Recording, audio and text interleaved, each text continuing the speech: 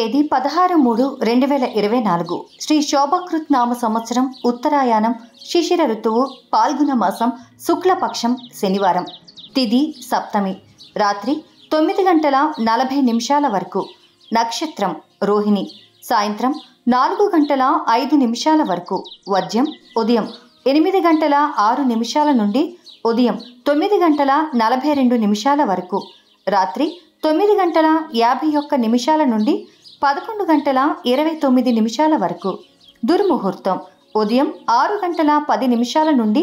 7:46 వరకు శుభ సమయం మధ్యాహ్నం 12:54 నుండి మధ్యాహ్నం 2:29 వరకు